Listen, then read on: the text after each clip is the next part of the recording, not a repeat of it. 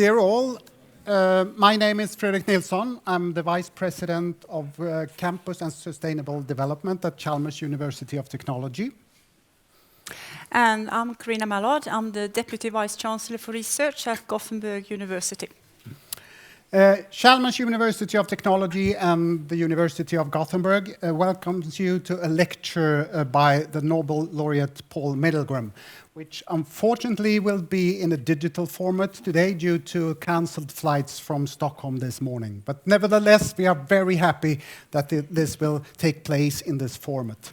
Professor Milgrom received the Sveriges Riksbank Prize in Economic Sciences in memory of Alfred Nobel 2020, which he shared with Robert B. Wilson.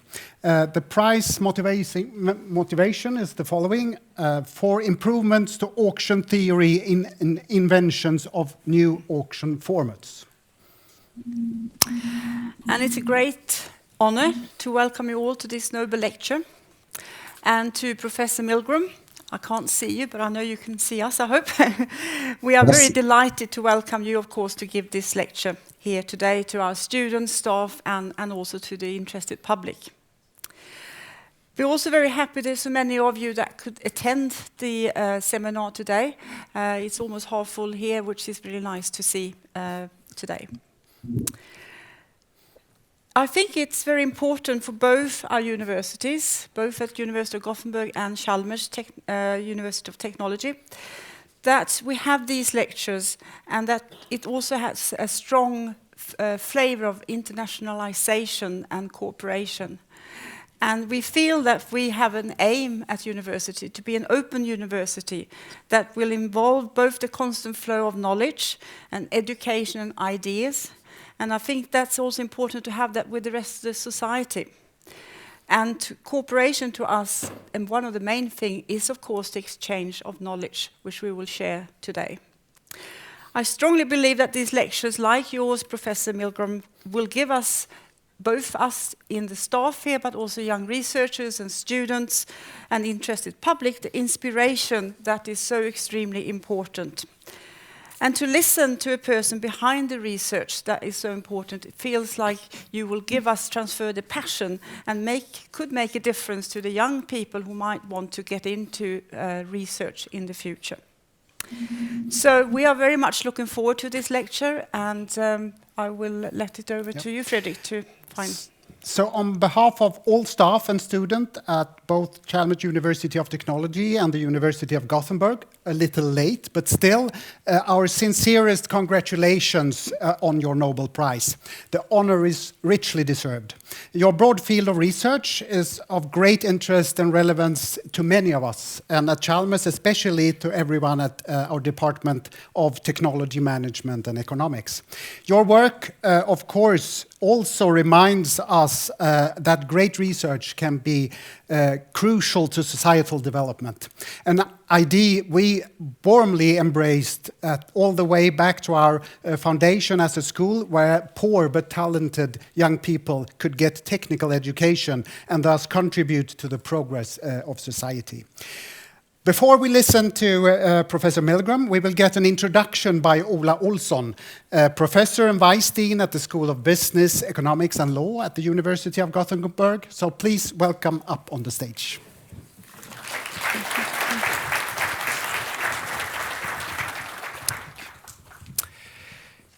Good afternoon, everyone, and welcome. My name is Ola Olson. I'm, as was said here before, I'm a professor of economics and vice dean of the School of Business, Economics and Law.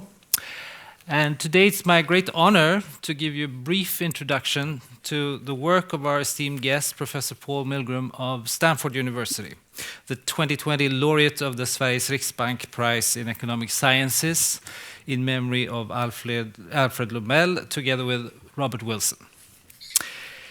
Professor Milgrom was born in Detroit in 1948 to Ukrainian Jewish immigrants. He also has a Swedish connection, namely by being married since 2000 with Eva Meyerson. So he's a frequent visitor to Sweden, as far as we understand it. Paul Milgrom graduated from University of Michigan in 1970 in maths and worked for some years during his young years outside academia. But then he started his PhD in 1975 at Stanford University, where he met fellow PhD student Bengt Holmström, who also received a Nobel Prize in 2016, as well as his future co-laureate Bob Wilson, who was then already teaching at the department. Professor Milgrom received his PhD eventually in 1979. His first job he took up at Northwestern University, where he met and later collaborated with another Nobel laureate, Roger Myerson, who would receive the Nobel Prize a few years ago, as well as frequent co-author Robert Weber and John Roberts. The key research agenda of this group in the early 1980s was to bring game theory with incomplete information into the center of economics. It has since been a very influential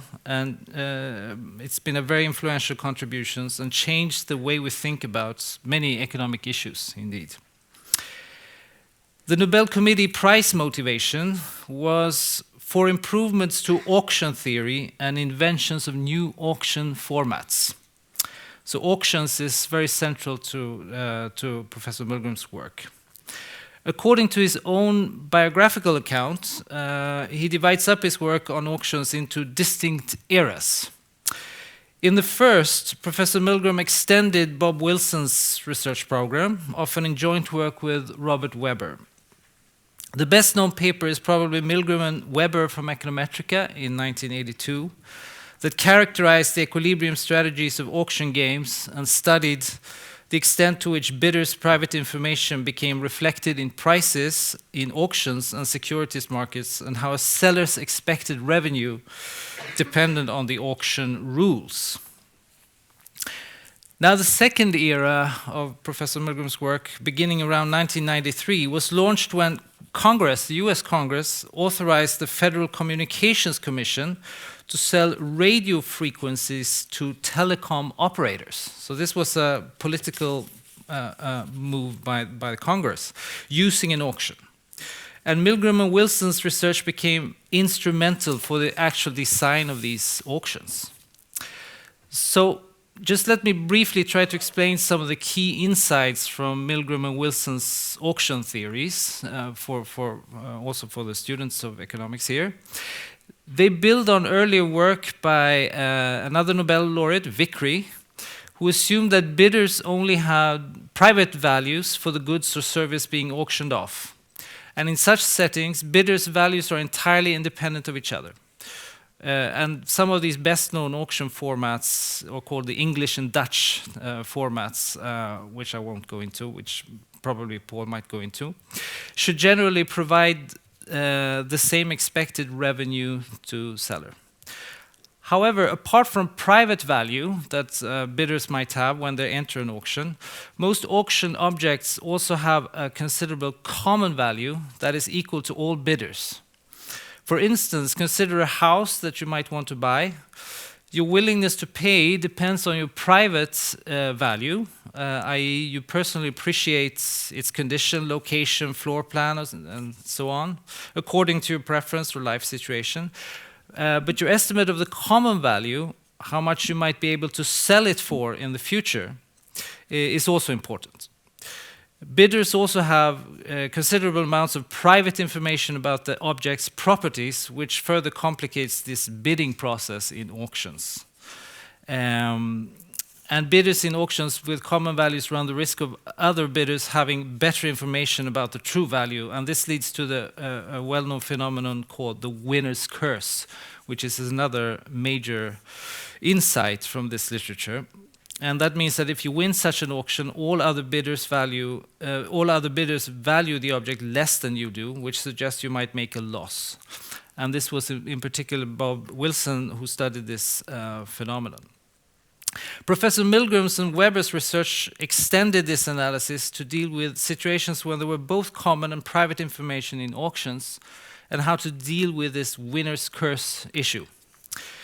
And their research demonstrates that sellers typically have an interest in providing participants with as much information as possible about the object's value before the bidding starts. So, for instance, the seller of a house, they demonstrate the seller of a house can expect a high final price if the bidders have access to an independent expert valuation before the bidding starts. So why is this research fundamentally important also in practice and for policy? Well, large public auctions for government-controlled licenses and other government goods are of key importance for the creation of efficient markets for these items. It's also essential for taxpayers, of course, who benefit from maximizing government revenue so that governments don't sell things too cheaply. Now, frequency bans for mobile phone operators is just one example. Auctions are also carried out for, say, EU emission allowances, government bonds, and many other very important goods and licenses. Milgrom and Wilson have designed several new types of auction designs, such as the simultaneous multiple rounds auction and the combinatorial clock auction, which I won't even try to explain the dynamics of. And these assist very importantly in auction processes. So to cite just the Nobel Committee, finally, the new auction formats are a beautiful example of how basic research can subsequently generate inventions that benefit society. The unusual feature of this example is that the same people developed the theory and the practical applications. The Laureate's groundbreaking research about auctions has thus been of great benefit for buyers, sellers, and for society as a whole. So, with these words, I would like to leave the Zoom room now to Professor Milgrom to give his presentation of water markets. Please, Professor Milgrom, the floor is yours. Thank you. Thank you. Thank you very much. Let me start a timer for myself here. What I'd like to first of all, I'm unhappy about being unable to join you there in person. We had several flights canceled today, and decided I wasn't going to be able to make it, and so this needed to be the format. Are my slides showing? I don't see any indication that my slides are showing there. Well, I hope someone will tell me if you can't see them. So what I'd like to talk to you about today is water markets, and that may seem an odd topic for an economic theorist to be speaking about. But water markets are actually very subtle, and I have been mostly interested in designing auctions not for relatively routine applications, the kind of applications where a single price clears the market. I've mostly been interested in designing auctions for applications where there are relatively complex constraints that affect the efficient allocation. So I'm going to tell you today about that in connection with water, why water trading is difficult, what can be done, and why this is an important market. So I'll begin first by commenting about global water scarcity. There have been changing patterns of rainfall, partly as a result of climate change. And in recent years, 4 billion people face severe water scarcity in at least 1 month a year, according to recent research.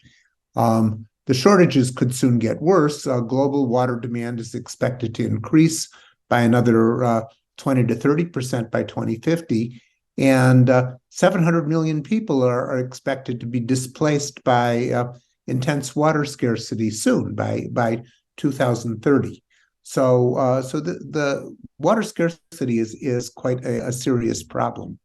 And globally, formal water-based allocation of water, market-based allocation of water is pretty uncommon.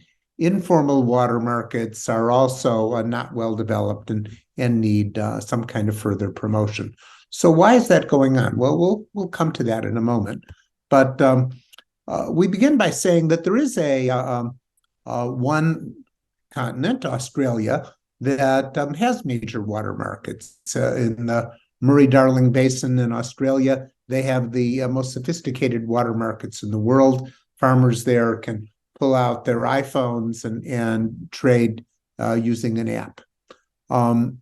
The markets there have been helpful in combating the effects of climate change on water supply. Between 2007 and 2015, agricultural output was increased equivalently to offsetting an 8 to 12% uniform decline in water supply. So the water markets made up for the equivalent of an 8 to 12% reduction in water supply, and that's very helpful in addressing the water shortage problem. However, the Australian system isn't perfect either. There are environmental externalities. The trades that are done tend to reduce the amount of water that's available for environmental amenities, and the Australian system doesn't account for that. Some areas in the northern basin, the market activity is lower. It's made difficult by the kinds of factors I'll be telling you about. And there's been concern about whether access to water is equitable. And those are all concerns we have to take seriously in order to get support for any revised proposal. In California, which is where I have a lot of my own interests, the water resources include surface water. Surface water means snow melt, water's running down rivers from rainfall, water's running along the surface in rivers and streams, and groundwater, which are aquifers that largely were filled during the Ice Age by enormous glaciers. About 40% of the water that's used in California is groundwater, which also is refilled to some degree by rain and snow melt that tend to restore some of the water from the aquifers. And water is allocated in California through a historical system of water usage rights. Now, to give you an idea of the magnitudes involved, the annual average allocation is about 77 million acre feet. And the average California household, to give you a further idea of what that means, an acre foot, by the way, is the amount of water that it takes to flood an acre of land to a depth of 1 foot. The average California household uses a half of an acre foot of water annually. And the extreme allocations between were 61 million acre feet in 2014 to 104 million acre feet in 2006. You can see they're sort of, roughly speaking, plus or minus 25, something like that is the, so that's quite a lot of variation for those who rely on water in their daily life. Nearly half of the available water in California is used for environmental preservation. Among the rest, about 80% goes to agriculture, about 20% is in urban uses. And California is one of the most productive agricultural areas in the world. It has agricultural production of nearly $50 billion annually. Okay, now, why is this a problem right now? Right now, we have a mega drought going on. Reservoirs are running dry in the Colorado River and in California. And I don't know if you can see my cursor, but this is a picture of Lake Oroville. And you can see that you see a bridge over here. You see where the high water mark is when the lake is full. It's about up to there. And you can see that the lake is nearly empty. We have shocking drops in the water level. And we aren't going to continue to be able to use water from these lakes to irrigate fields because of the shortage of rainfall. We have about 22 years of low rainfall, and it could be that this isn't temporary. It could be that as a result of climate change, we should expect this to continue. So what about water markets? Well, during a severe drought year like 2015, the efficient reallocation of water is especially important. You might have a farmer who is growing almond trees, for example, that has to continue to water the trees even during a drought year. If the trees die, he loses his capital, and he would like to get the water that's grown from someone who has an annual crop that can leave a field fallow for a year and resume his use in the following year. So we have some uses that are obviously much lower value than other uses. And in the example I gave, the farmer who needs to preserve his capital to keep his trees alive has a much higher value for a unit of water at the margin than the farmer who can leave his field fallow. Prices skyrocketed in 2015 as a result of this, but less than 5% of the water was reallocated through transfers. The average water here, the skyrocketing, you can see the average water price was $620 an acre foot in 2015. And in the surrounding years, it was averaging $277 an acre foot. So the water prices more than doubled in that period. In 2017, because of the allocation rules, commercial consumers in San Diego were paying about $2,500 an acre foot, while farmers in the nearby counties were paying $20 an acre foot. The marginal value of water, as you can see, was much, much higher in urban uses then. And yet we had, if you take a look at the top graph here, very little fluctuation in the volume of trade. This is measured in millions of acre feet. Here we see the fluctuations in terms of dollars, and the prices spiked, but the amount of trade was hardly affected by the drought, and that's just not right, given the way water is used. Okay, so why do we have these problems? I've tried to describe to you what the problems are, but why do we have these problems? So there's some classic issues in market design.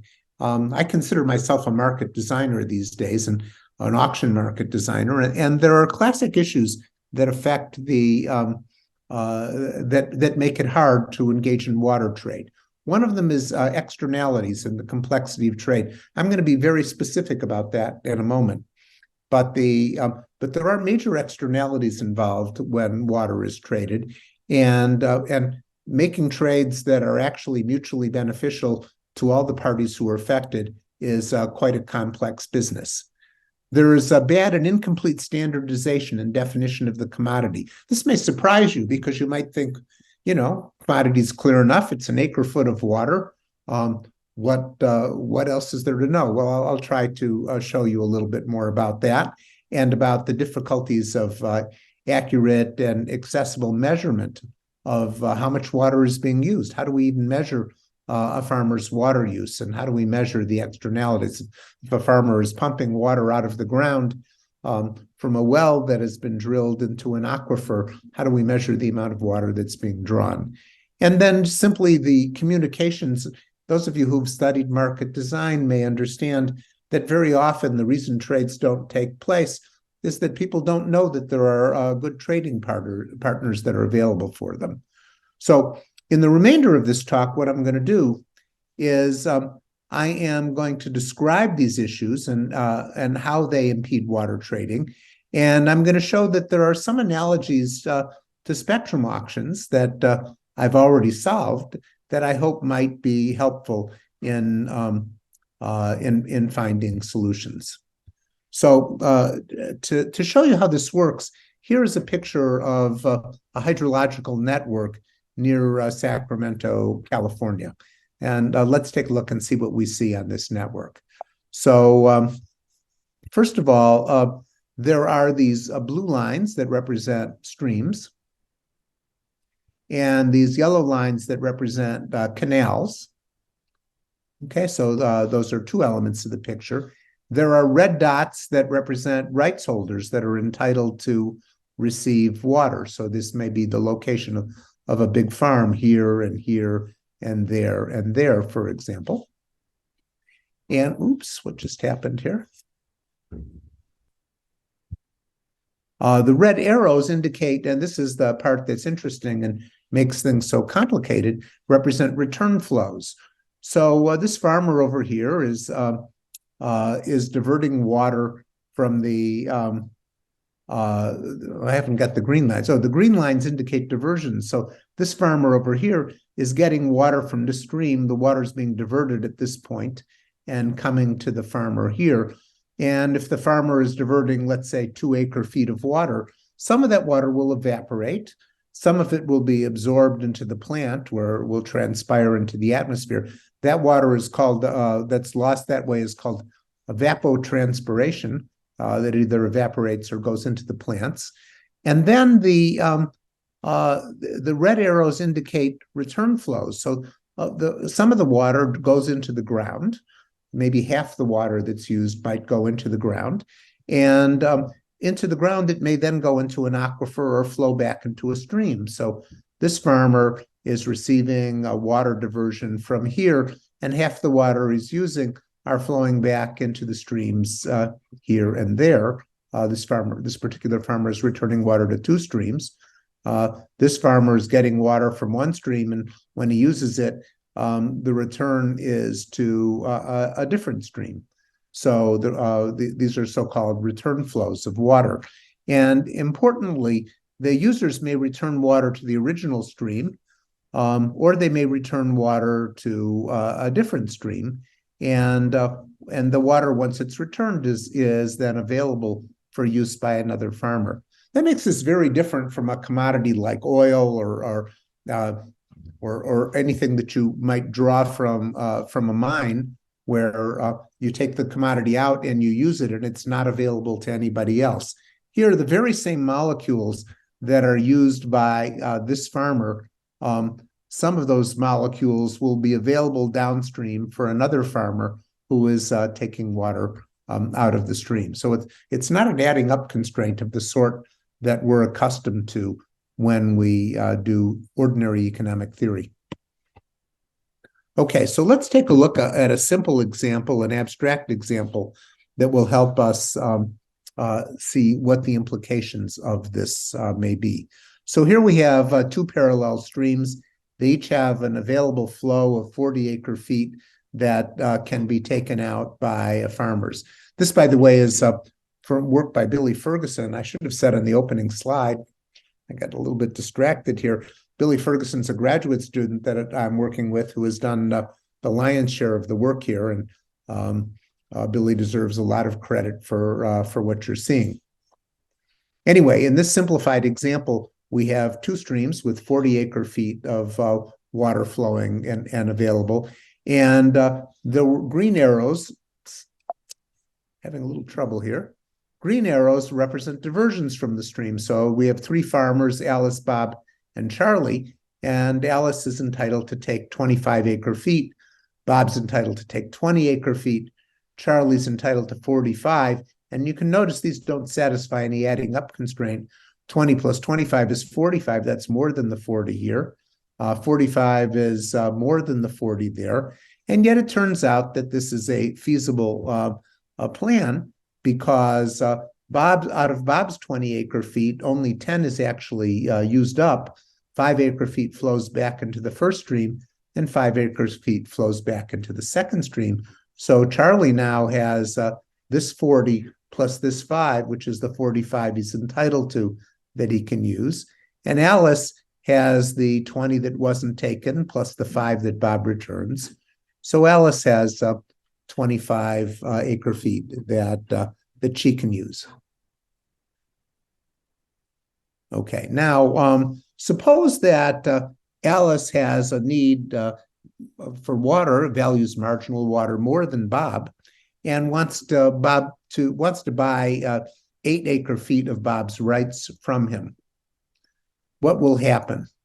So Bob will now divert only 12 acre-feet because he sold the diversion rights of 8 to Alice, and that will proportionally change his return flows to 3 acre-feet, because he's left one of his fields fallow, so he has 8 acre-feet he doesn't need. The 12 that he's using 6 of it is actually returned to the half of it. 6 of it is returned to the 2 streams, 3 to each of the streams on the left and right. And Alice will now be able to consume 31 acre-feet, which is 6 more than before the trade. But the problem is that there's an externality here that Charlie, who used to be able to consume 45 acre-feet, can now only consume 43 acre-feet because Bob is returning less water to the stream on the right. And in California, where Bob has a right to 45 acre-feet, this trade is legally blocked. Bob is not allowed to make this trade because he's has a negative externality on Charlie. So these are, and these kinds of externalities are rampant in hydrological systems where one party's use can affect multiple other parties, the amounts that are available to multiple other parties.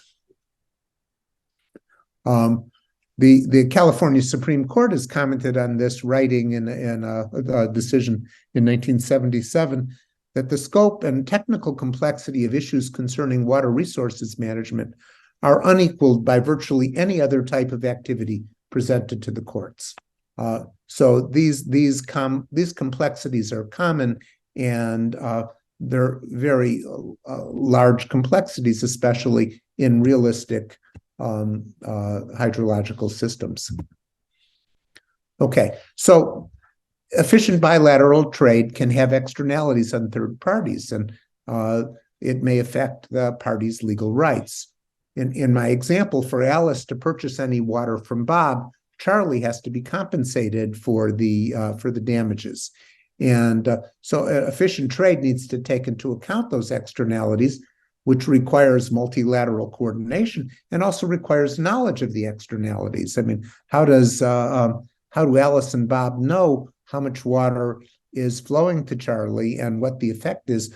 This water is flowing underground, and they may be entirely unaware of the externalities they're causing or unable to measure them. Now, as the number of agents in the hydrological network become more realistic, more complex, the complexity becomes prohibitively costly to deal with.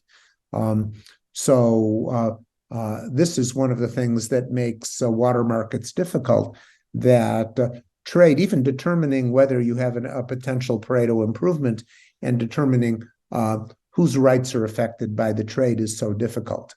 Now, what they do in Australia is they basically ignore this. They give nobody a right to return flow. And if you create rights that don't depend on return flow, you make trade easier, but you make externalities more rampant. And in particular, in Australia, the externalities on the environment are often large. The farmers make trades that arrange for them to have more water, leaving less in the water for fish and whatever other needs the Australian environment may have. Managing externalities from trade is even more difficult when the incomplete records that the state maintains don't contain information about return flows. You make a trade which you think is good, and somebody else complains, no, you can't make that trade because you're reducing my return flow, and there's no records to say whether that return flow is real and how much it might be. So that's one of the problems. That's a big problem in creating markets for water. And another problem is that the commodity is often not standardized. In fact, in California, the problem is very serious because the rights that each holder have depend on the rainfall in different ways. Some users have priority over others, so that an acre foot that I buy from a high priority user is more valuable and more likely to be filled than an acre foot from a lower priority user. Each owner's water rights are unique. Rights indicate the point of diversion, the location of diversion, the season of use, the specific use. They also indicate the priority in the event of water shortages. And surface water and groundwater are administered under completely different rights regimes. The rights to use those are determined in entirely different ways. And these things also make it difficult to figure out the appropriate trades. Water rights records are incomplete and don't include the relevant information for accurate hydrological modeling. Irrigation technologies and crop details change. How much water returns downstream is return flow. For example, in Australia, some farmers might put in drip irrigation in the hopes that they're consuming less water and have to buy less water. But that drip irrigation means that they're using up all of the water for in evapotranspiration, and they're not returning any of it. And all of the water that they saved, or much of the water that they saved by not consuming, is water they would have been returning to the stream anyway. There's almost no social value in drip irrigation in that case, because they're not really saving water for the system, but they're saving cost for themselves. Setting up property rights inappropriately creates really bad incentives. In California, the Water Resources Board assesses each proposed transfer for its effects on other uses, including environmental uses. I'm having a lot of trouble with this screen jumping around here. Sorry about that, folks. Anyway, measurement, which is one of the difficulties that I mentioned to you. Incomplete records are not entirely an administrative oversight. It's not just that they failed to keep the records. It's that historically we didn't have reliable and precise information about return flows. And you had to prove that you weren't hurting anybody, which was very difficult to do when you made a trade if you don't know what the return flows are. A lot of that was litigated. Now, part of what's going on that makes me optimistic that we can get past this is that technologies are making continuous and accurate monitoring of return flows possible. There is something called OpenET, which measures evapotranspiration acre by acre throughout the entire American West from satellite images. So it can tell day by day how much water is actually being used up on each acre of land in the Western United States.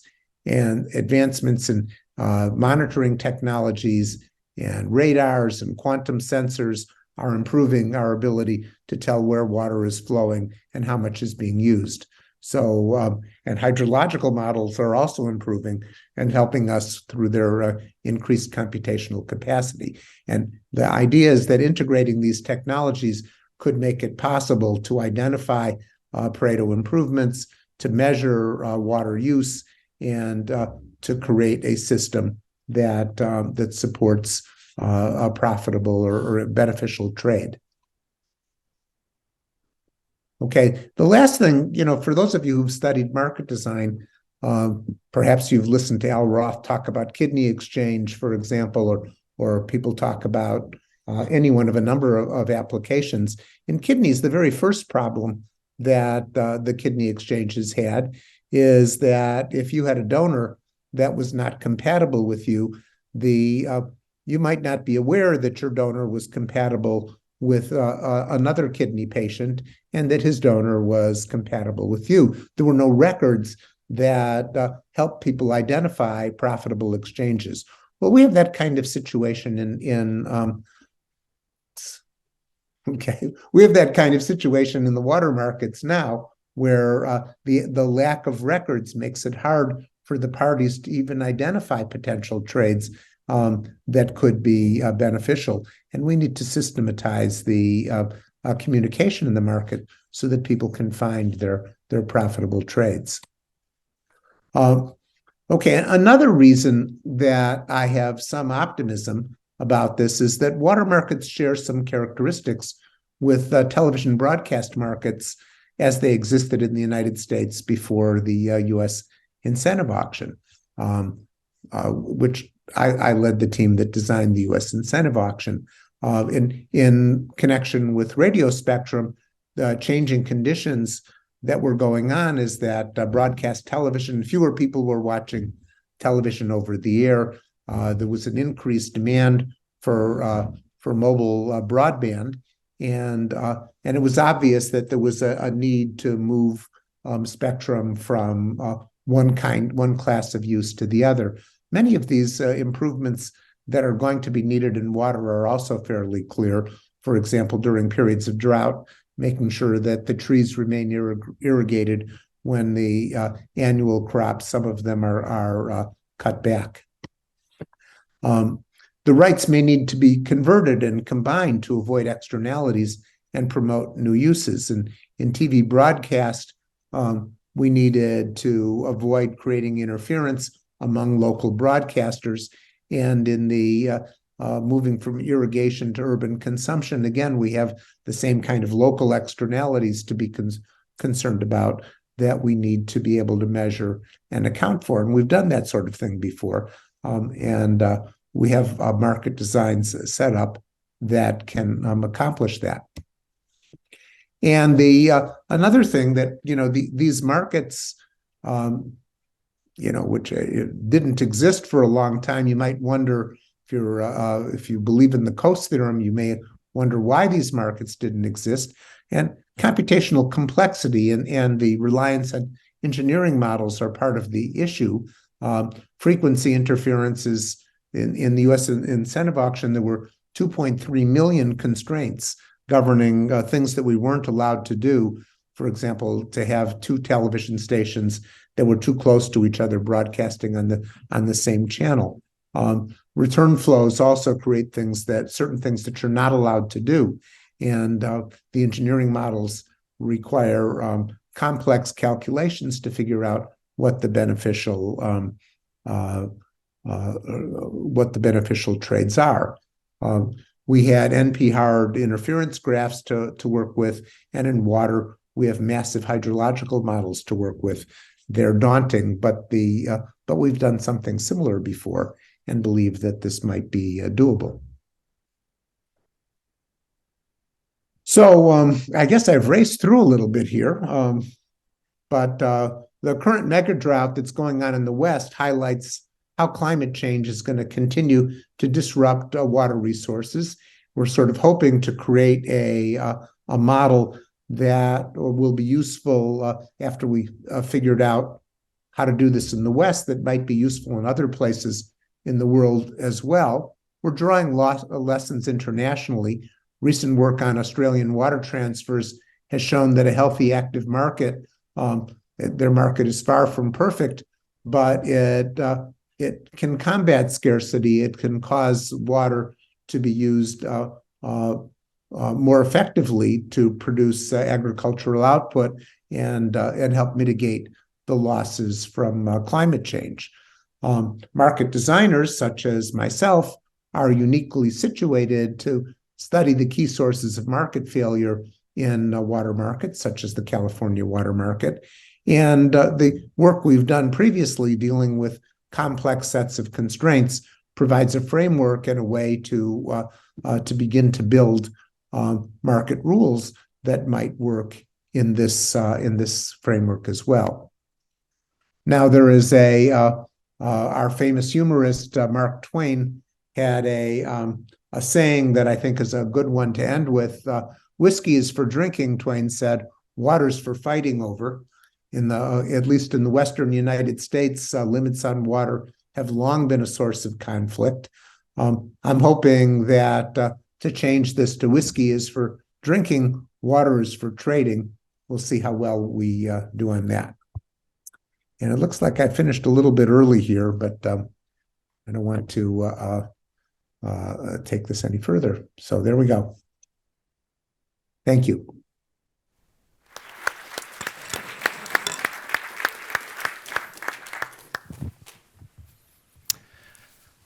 Okay, thank you very much, Professor Milgrom, for a very interesting lecture. So we will now have questions from the audience. So please just raise your hand, and I will try to distribute questions. And Professor Milgrom, please let me know if you have a difficulty hearing. I will try to repeat the question. So, is there any questions already? Yes, we have one here. I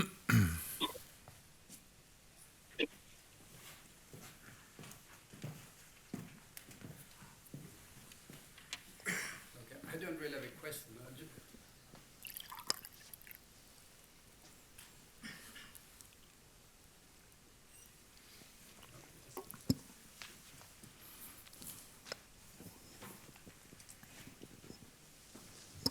Okay, I don't really have a question, but I wonder if you could say something more about the incentive auctions that you mentioned as one solution here. Okay, thank you. Well, sure. Thank you. I'm not sure how much you guys know about the U.S. incentive auction, but it was. I don't think people know anything, to be honest. You don't know anything about it. Okay. Well, this was one of the major initiatives of the Obama administration when President Obama decided the national broadband highway would be an important foundation of growth in the U.S. And all of the valuable spectrum that was useful for wide area networks was already in use. There was no more free spectrum available to be allocated to that use. But a lot of spectrum was being occupied by television broadcast. And the belief was that over-the-air television broadcast had become less valuable because people were watching over cable and satellite and internet and less over-the-air broadcast than previously. So, and moreover, the new digital technologies meant that the same number of channels could be broadcast in higher definition using less bandwidth than previously. So the decision was to give the TV stations an opportunities to sell their frequencies back to the government, which would then reassign the remaining broadcasters, those who stayed on the air, to a smaller set of channels, and then take the channels that were cleared and sell them for set up mobile broadband licenses there and sell those. And the two hardest parts of this thing, I was in charge of the technical design for that project. And the two hardest parts of it were when you were taking the TV stations who were staying on the air and assigning them to new channels, they had rights to broadcast in the UHF bands without interference. So you had to assign them in ways that they didn't interfere with each other.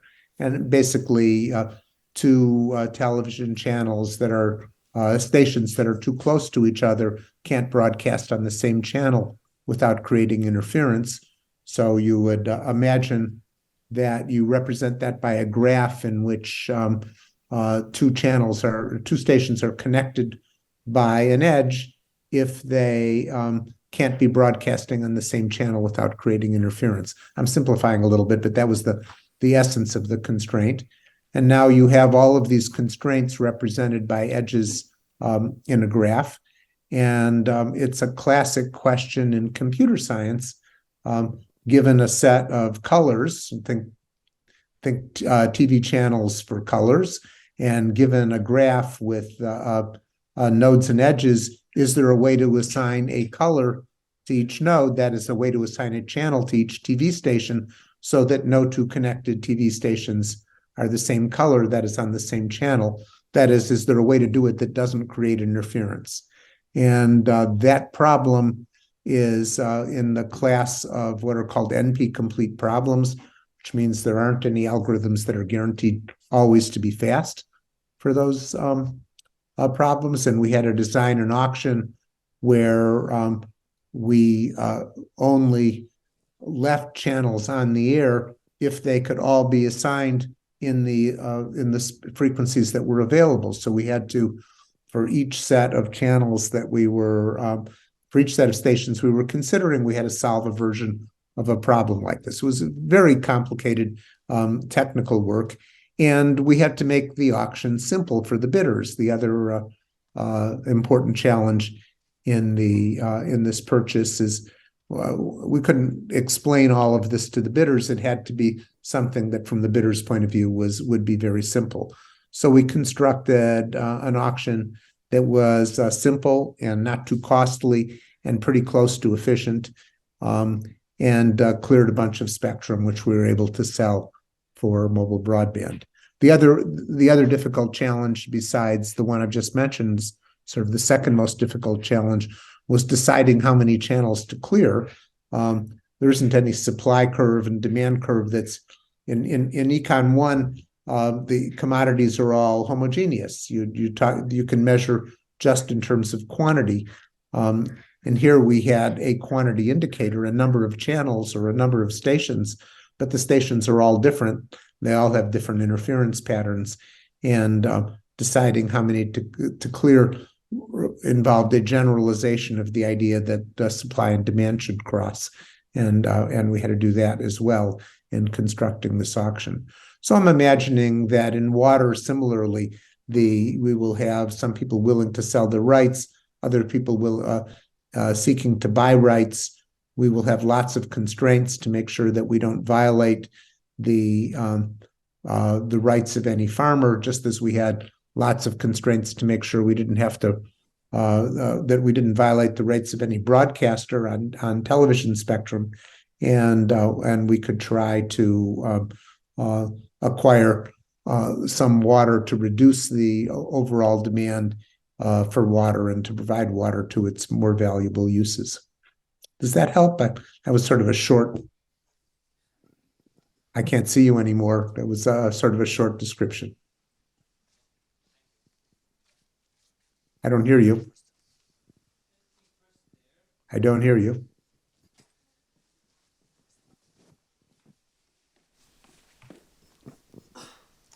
Thank you very much for a very interesting talk. I was wondering, you were almost touching upon it already, but in other areas where we have seen water deficiencies, such as Israel, for example, there has been quite a bit of government intervention and trying to come up with incentives for the greater public to reduce water usages and so on, and that has been very helpful. So I was wondering a little bit about sort of how you see these type of initiatives interacting with the auction model.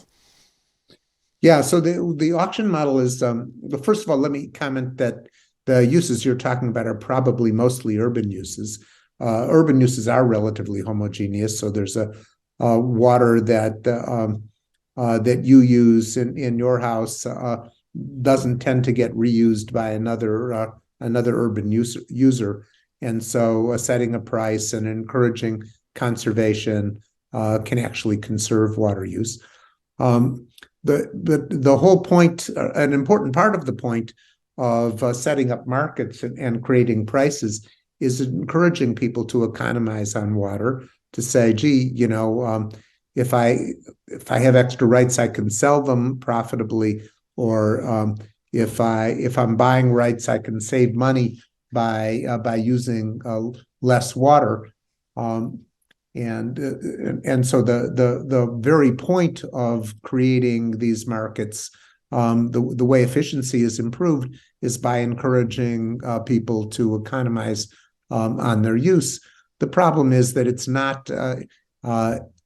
not as simple as a single price of water, because there are many constraints on the system, as you saw in San Diego and the nearby and nearby communities. There can be 30-to-1, 40-to-1 differences in the prices, because the water isn't fungible, partly because the water isn't fungible between those uses, and partly because there is no trading enabled by all the rights that blockade transactions. So yes, in Israel, one of the things they do, I understand, is desalination. One of the main ways that in the United States that we've taken care of water shortage is by attempting to improve supply, by building dams on rivers and other devices that are intended to improve supply. But we've more or less run that to the limit in the United States, and now we need to economize on use, and I think that's what water markets will help do.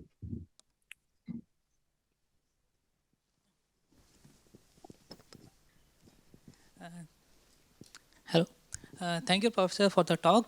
I have one simple thing. Now we are talking about like the surface water and groundwater, but we also have atmospheric water, and there are many startups who are developing technology to capture that water for agriculture. For example, if I am capturing water from the atmosphere, it reduces the water content in the atmosphere, and then it will increase the evapotranspiration. For example, if one farmer is adopting that technology and capturing water from the atmosphere, but it will reduce the water content in that area, and the other farmer has to use more water to fulfill that demand. Will it be a part in future? Because now it is not that much relevant, but in future many people may adopt the technology to capture water from the atmosphere. Well, thank you for the remark. That's interesting. I don't know about those technologies yet. I've been reading and hearing about quite a few other technologies, but yes, it's often the case that the water that you use is not just if you don't use it, doesn't just run free. It may naturally fall on as rainfall on other people's land, or as snow, or go into aquifers, or the water doesn't is not like something like oil or grain. It's when you use it, it may not be used up, and when you don't use it, it may naturally flow to others, and we have to account for those things when we set up water markets. But I haven't paid any attention yet to the possibility of capture from the atmosphere.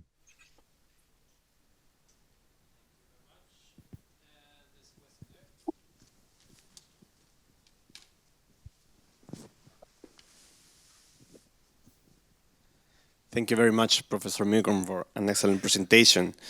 When it comes to markets, well-functioning markets and a good market design will deliver efficient prices, and that's basically the best possible price given the resources that we have.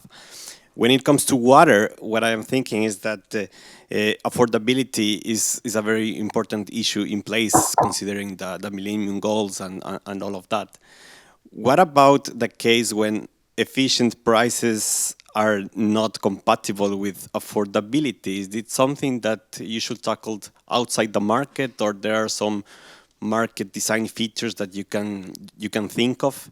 And I raise this question because nowadays it's not only water, but there's a lot of debate on the energy prices that we are facing, where the market in itself, in principle, works quite well. They deliver efficient prices, but another question is affordability, and that's like a question that I realize when I hear to you. Thank you very much for any comment.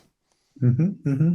Well, there's actually a lot of things that were left out of my presentation. I left out due to time. I think the equity is always a concern, and some of that is best handled separately through systems of transfers and safety nets.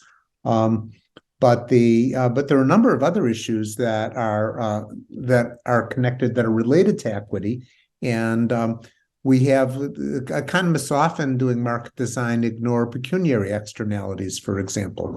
So suppose that I decide that there is a low value use of water growing alfalfa somewhere to feed cows, and it's a relatively low value use, and that we should shut down big farms in some area. Well, there may be towns that supply the farm, and where those farms where the whole communities depend on the employment and incomes that are generated by relatively unprofitable uses. We have to be concerned about that. We have to be concerned about salinity and farm chemicals, that the uses affecting the quality of the water.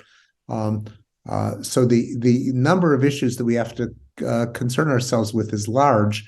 I think we'll pay attention to issues of equity when we can, but I think most often, or very often anyway, the best way to deal with those is separately. That is recognizing those impact and providing direct relief for that, rather than continuing to waste water because it's too hard to safeguard people.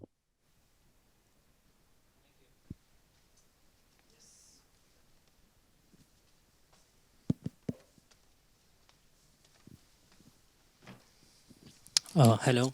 Thank you for the talk. So my question is like, in major Asian countries, the water inflow is really dependent on the flow from the regional countries. Like in case of Pakistan, water comes from India or Afghanistan or the neighboring countries. And yes, there are local complexities around water supply, but how does you look over those country level complexities or global complexities of water supply that could occur, and how could those externalities or those complexities be solved or look at? Mm-hmm. Yeah, water is, and when Mark Twain wasn't joking when he said water is for fighting over. I mean, we also see on the Nile River now that Ethiopia and Egypt are, in disagreements, and in California, in the United States, the Colorado River passes through a number of states, and how much of the water that it's fortunately our states don't have militaries, but they're battling over who is entitled to take water out of the Colorado River that eventually serves Los Angeles, and some of which flows to Mexico, by the way. And there's also disagreements between the U.S. and Mexico over water rights. So those international issues are definitely important. And it's going to be a really complex international negotiations over those things. And I don't have a pat solution to offer. I'm trying something much more modest, which is to improve the efficiency of water use within a region where there is the possibility that a government could redefine rights and create new protections and allow trading to improve efficiency. It's a much smaller objective, but one that could be worth billions of dollars. And I think it would be a valuable contribution, even if I can't solve the international diplomacy problems.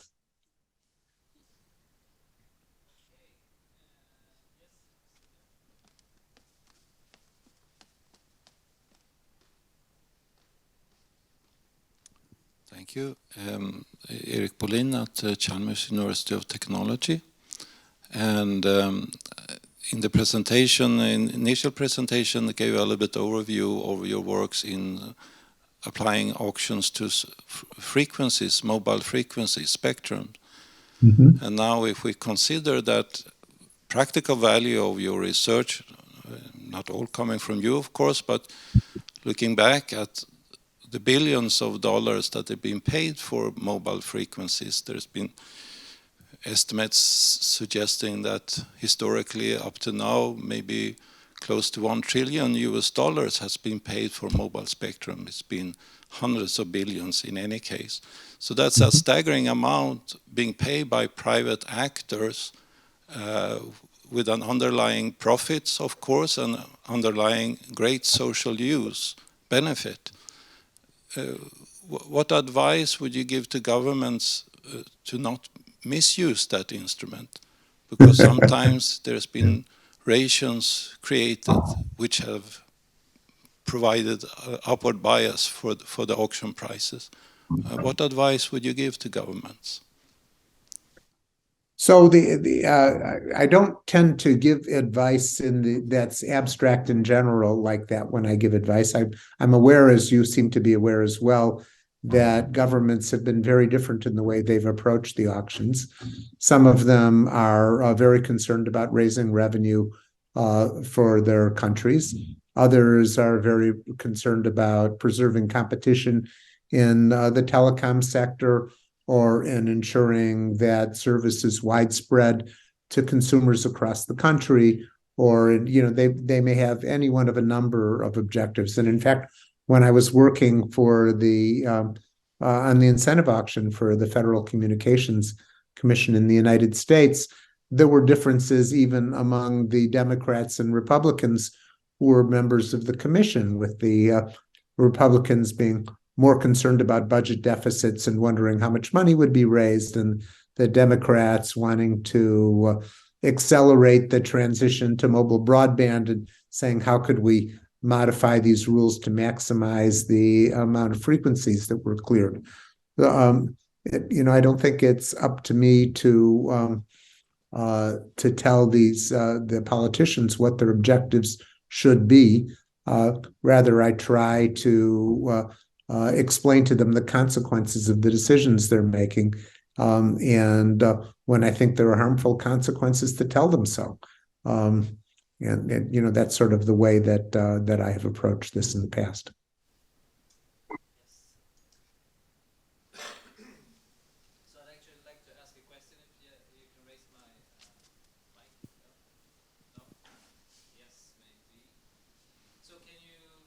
I don't hear you or anything at this point.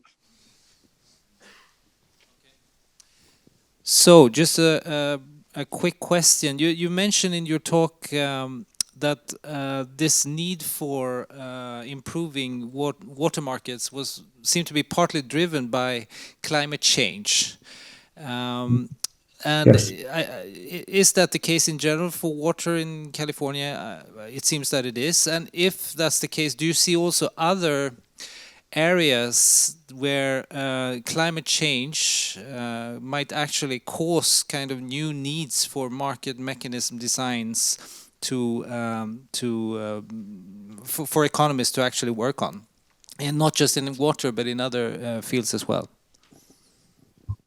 Yeah, I think that new markets are opening up all the time for where resources become especially valuable or constraints become especially binding. People approach me about things like, carbon markets as carbon becomes an issue. Now, carbon markets, I think, are likely to be much simpler than these markets because it really is the aggregate amount of carbon that we put in the atmosphere seems to be what's important, and not all these multitude of local constraints. I tend to I think I have a relative advantage in working on markets that have these additional complexities. But we've seen emergence of markets, internet advertising, and electricity markets, and you name it. Lots of new markets that have to do with changes in technology. And I think there could be environmental markets for how we preserve diversity. Biological diversity. There might be markets. I'm not sure about these things. Each of these things one needs to look at closely and say, gee, there are behaviors that we're trying to incentivize, resources that we're trying to preserve or to economize on. Perhaps we can provide financial incentives through markets. But I would be loath to speculate without looking in more detail about which of these things are going to be ripe for the next market design. Well, I would just to add, the other thing that's driving new market design is that we're now able to create, as we did in the incentive auction, much more complicated, to take into account much more complicated constraints and still run an effective price-based market to encourage an efficient resource allocation. Okay, thank you. More questions? There.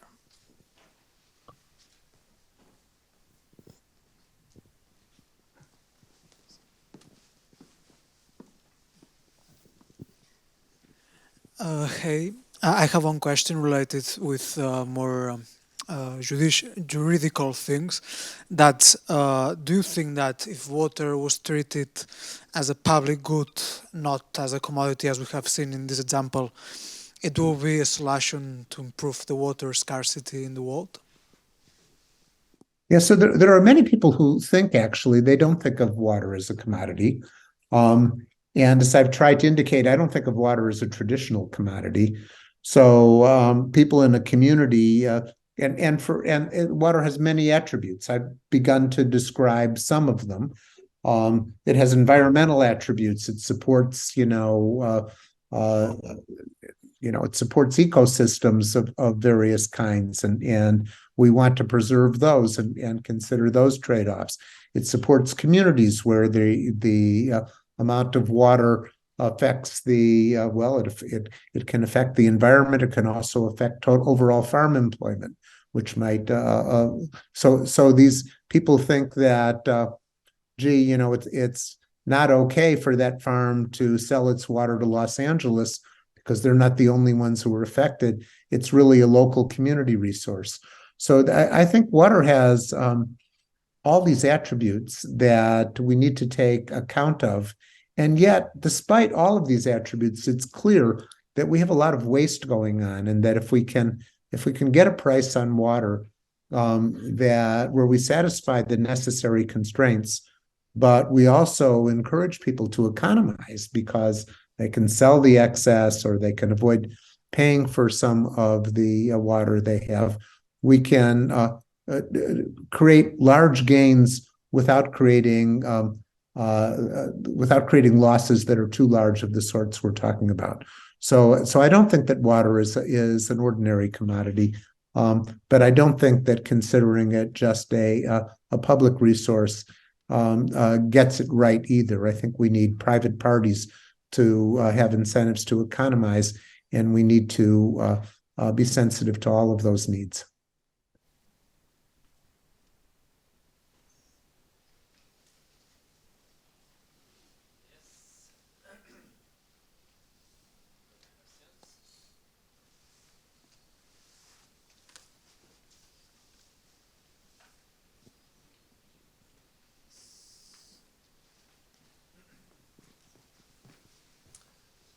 So may I mean, in Europe right now, we're obsessed with the energy issue, electricity and other things, and there's a big discussion about how to design better markets and so on. I'm not sure if you follow this at all, but if you do you have any observations? Because right now, for instance, we have some of the most expensive days, and this changes, of course, day from day in the electricity market. Caused, of course, by this shortage caused by the Russian aggression on Ukraine. But is this something you've reflected on? It has some similarities, I guess. Let's not forget how irresponsible Germany was in making themselves totally dependent on Russian gas. That was also a contributor. I don't have you know, the short term is difficult, and I don't have, you know, answers for you. I'm sure you have other smart people that have looked into the details of this and are doing the best they can in a difficult situation. But there's some longer term things going on too, and it's not just about Russian gas. You know, there are longer term things. For example, we all over the world we're seeing a vast increase in reliance on renewables. And the methods that we were using to organize markets in the past sort of assumed that that generators differed in their marginal cost of generating power. Renewables pretty much have a zero marginal cost of generating power up to capacity. In the short run, the whole idea that markets are guided by short run prices in the world that we're moving toward, where the short-run marginal costs are zero up to capacity, it just calls for a total redesign. I think the electricity markets are going to need to be rethought from scratch. And it's another thing I'm trying to encourage students to work on. So if any of you choose to work on that, let me know. I think there's going to be, we're going to need to rethink that as well. That sounds very promising, right, for anyone interested in this kind of research. Okay. Any further questions? Yes, there was one there and then there.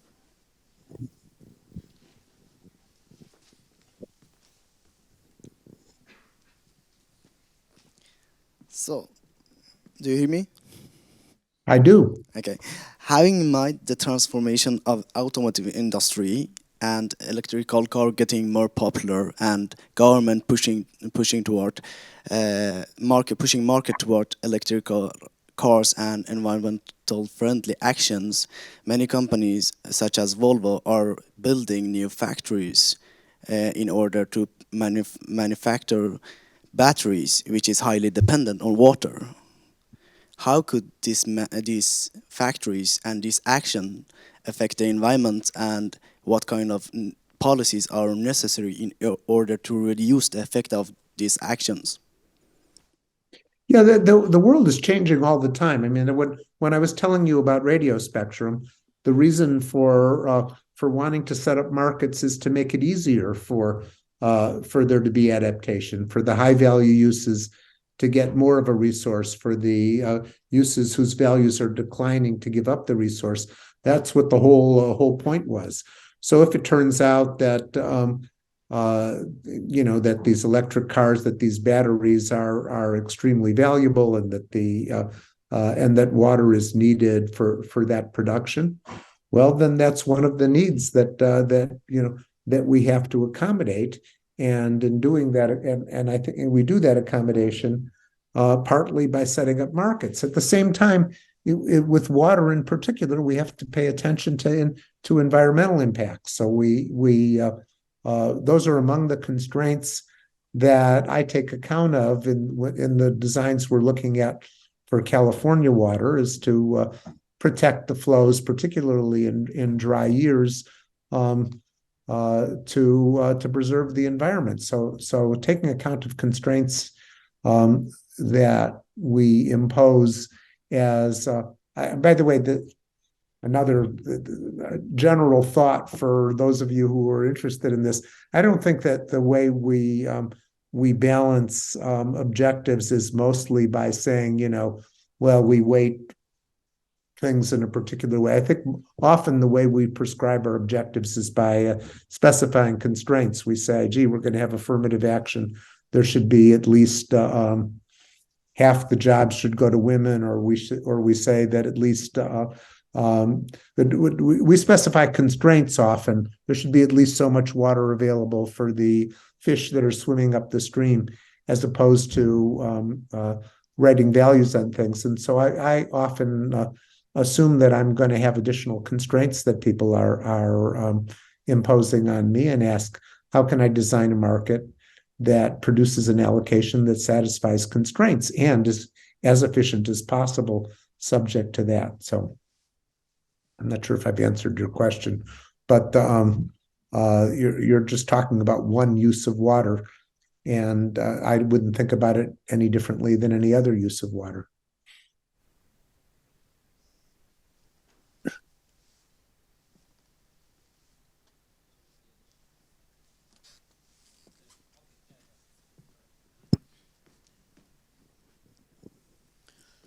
Hi. Hello, who's there? Yeah. I come from Bangladesh and a student of economics. I believe my country is rich in water resources. So my question is, as a country which is now developing its infrastructures, how can it plan to achieve efficiency in water resource management and maybe contribute in solving the water scarcity of the world in future? Thank you. Yeah, I mean, there are some obvious parts to the answer to that question. Again, each of these things requires a lot of specific knowledge.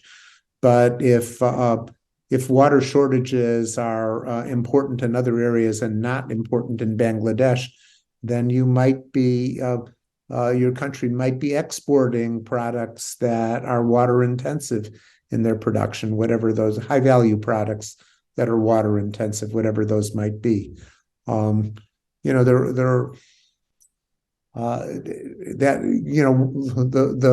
availability of water is just one factor among many, but it would certainly you would certainly imagine that if you are water poor, you wouldn't try to have large scale agriculture, for example. If you're water rich, you might, but provided whatever other conditions are needed or satisfied. Or if it turns out that the previous gentleman was right, that it takes a tremendous amount of water to manufacture batteries, then maybe battery manufacturing would be something that would be set up in a place that was water rich.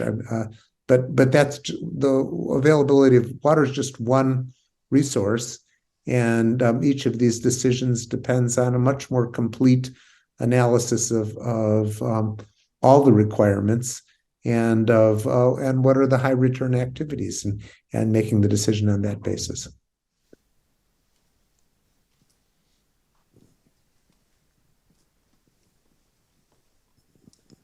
Okay, any further questions? One up there.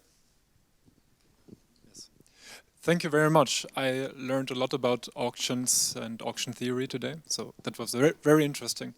You framed the auction mechanism as a very effective mechanism to set up markets and to enable effective water management. And I'm curious, can you think of certain conditions where other mechanisms might be better, or where auctions might not work as intended at all?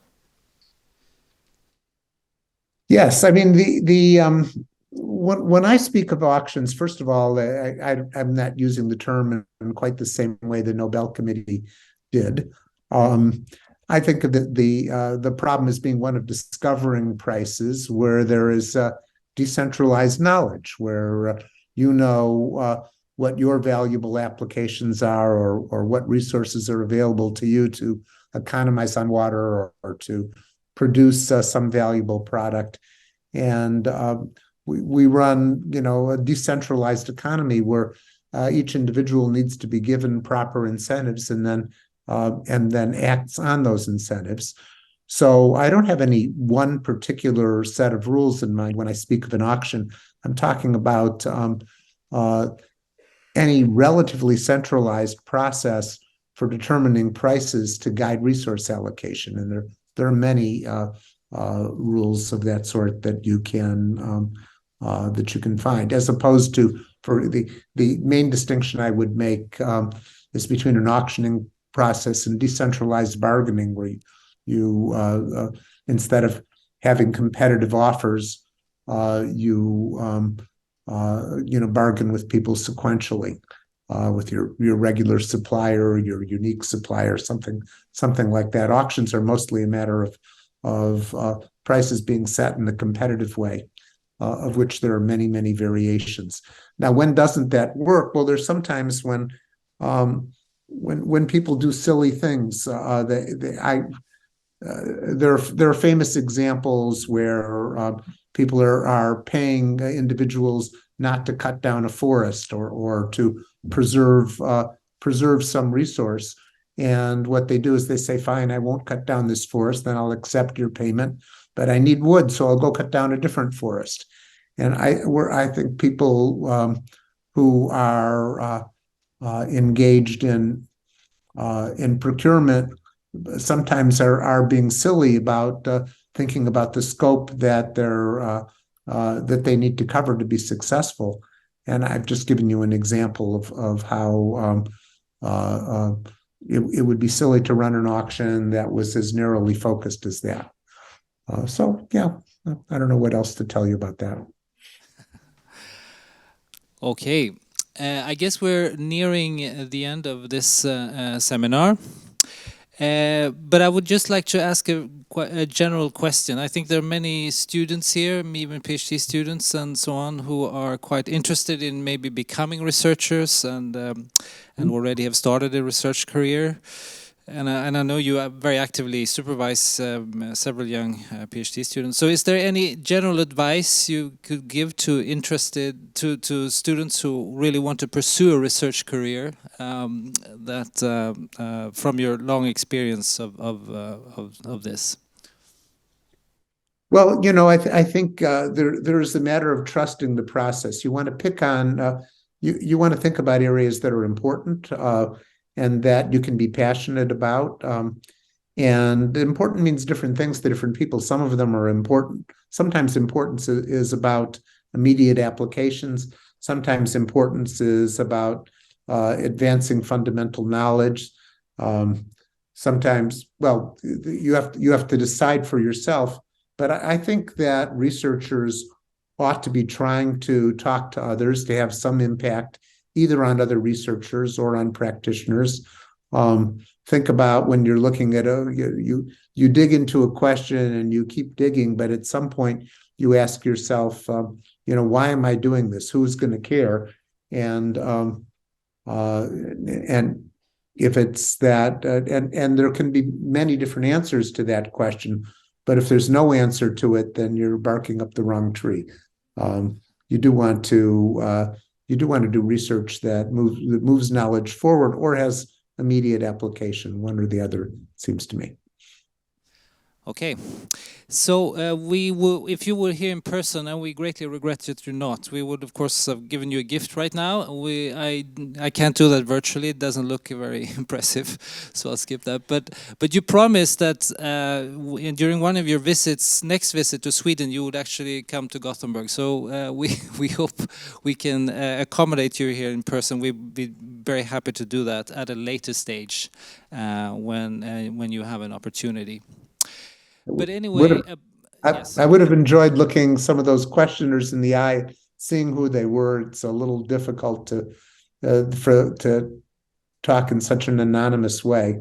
I'm sure it's probably why I sped up a little bit through my own talk, because my own talk went faster than expected, probably because I can't see anybody, and nothing to slow me down. So anyway. So thank you so much for taking your time, and congratulations to your prize. Some 2 years, maybe a little bit late, but nonetheless. So a big thank you, and let's give Professor Milgrom a big applause. Thank you, guys.